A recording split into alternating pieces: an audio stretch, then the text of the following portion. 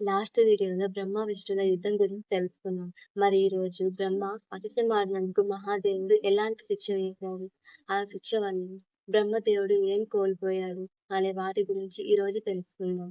మరి అసత్యం ఆడినందుకు ఎలాంటి శాపం ఇచ్చాడు, ఆ శాపం వల్ల భూలోకంలో బ్రహ్మదేవునికి క్షేత్రాలే లేకుండా పోయాయా అనే వాటి గురించి ఈ రోజు తెలుసుకుందాం. అసత్యం చెప్పిన బ్రహ్మదేవుని అహంకారాన్ని తగ్గించడానికి మహాదేవుడు తన భూమధ్యం అంటే ఇక్కడ తన భూమధ్యం నుండి ఒక మహాశక్తివంతమైన పురుషుణ్ణి సృష్టిస్తాడు.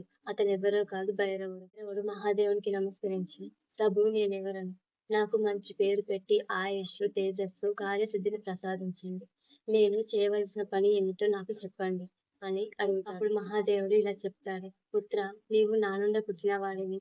నీవు నా సంపూర్ణ స్వరూపము. సృష్టి, స్థితి, లయలను నిర్వహించే వాడివి. నీవు భయంకరమైన స్వరూపం కలవాడివి కనుక నీకు భైరవుడు అని పేరు పెడుతున్నాను.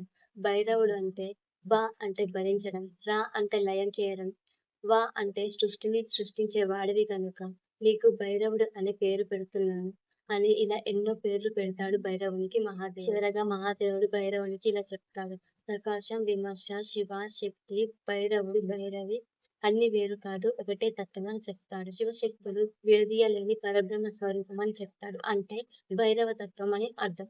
తర్వాత మహాదేవుడు భైరవునికి ఆజ్ఞ ఇస్తాడు: పుత్ర, ఈ బ్రహ్మదేవుడు లోకాలకు ఆదిదేవుడు అయినప్పటికీ అసత్యం ఆడాడు. కాబట్టి వెంటనే నీ ఖడ్గంతో ఈ బ్రహ్మదేవుణ్ణి శిక్షించు అని చెప్తాడు. అప్పుడు భైరవుడు శివుని ఆజ్ఞ మేరకు వెంటనే బ్రహ్మదేవుని జుట్టు పట్టుకొని తన 5వ తలని నరికేస్తాడు. అంతటితో ఆగకుండా మిగిలిన 4 కూడా నరికేందుకు సిద్ధమవుతాడు.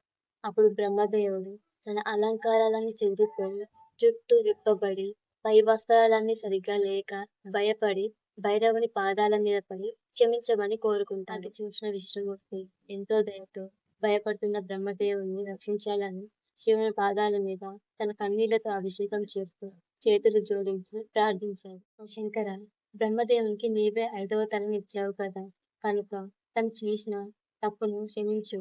భైరవుడు నీవు చెప్తేనే ఆగుతాడు, వింటాడు. అలా విష్ణుమూర్తి చేసిన ప్రార్థనకు మహాదేవుడు భైరవుని వెనక్కి పిలుస్తాడు. కానీ మహాదేవుడు: ఓ బ్రహ్మ, నీవు ఈశ్వరుని స్థానం పొందాలనే ఆశతో అసత్యమాడావు, మోసం చేశావు.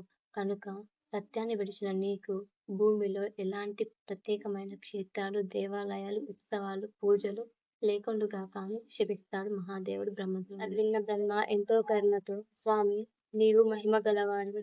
నా తలను నరికిన దాన్నే నేను వరంగా భావిస్తున్నాను. మేరు పర్వతం ధనస్సుగా ధరించిన వాడివి, మంగళాలను ప్రసాదించేవాడివి కనుక నీకు నా నమస్కారాలు అని చెప్తాడు. అప్పుడు మహాదేవుడు బ్రహ్మదేవునికి ఇలా చెప్తాడు: బ్రహ్మ, ఇక నీవు లోకభారాన్ని వహించు. నీవు నశిస్తే లోకపాలకుడు లేని కారణంగా లోకాలన్నీ నశిస్తాయి. కనుక నీకు నేను ఒక వరాన్ని ఇస్తున్నాను. అదేమిటంటే, ఇక నుండి నీకు యజ్ఞాలలో గురుస్థానం ఇస్తున్నాను. అంగములన్నీ ఉన్నా, దక్షిణాలన్నీ ఇచ్చినా నీవు లేని యజ్ఞం నిష్ఫలం అని బ్రహ్మదేవునికి వరం ఇచ్చి, దాంతో మహాదేవుడు బ్రహ్మదేవుని క్షమించి మొగిలిపోని శిక్షిస్తాడు. ఓ పుష్పమా, నీవు నన్ను మోసం చేస్తావు కనుక ఇక నుండి నీకు పూజలయందు స్థానం లేకుండుగాక అని శపిస్తాడు. శివుని పూజలయందు మొగలి పువ్వును తొలగించబడింది. శివుని శాపానికి ముఖం ముడుచుకున్న మొగలి పువ్వు: తండ్రి, నీకు నా నమస్కారం. నా పాపాలన్నీ క్షమించు. తెలిసి చేసిన, తెలియక చేసిన పాపం నీ నామస్మరణతో తొలగిస్తాయి కదా.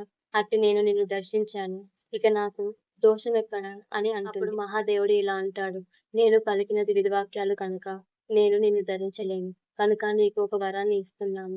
నా భక్తులు నిన్ను ప్రీతిగా ధరిస్తారు. నిన్ను మించిన ఆరోగ్యమైన పుష్పం భూలోకంలో మరేది ఉండదు.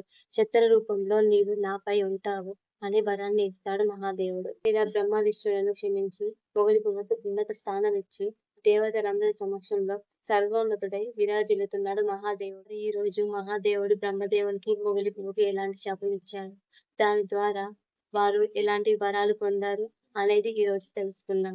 మరో వీడియోలో శివరాత్రి గురించి తెలుసుకుందాం. వాటికి ఉన్న మహిమ ఏంటో తెలుసుకుందాం. అది చాలా ఇంపార్టెంట్. మరో విషయం ఏమిటంటే, మీరు ఈ శివపురాణం వినడం వల్ల నేను రోజు ఏదైతే చెప్తానో వాటి నుండే ప్రశ్నలు వేయడం జరుగుతుంది. సో మీకు సులువుగా ఆన్సర్ చెప్పడం కూడా ఈజీ అవుతుంది.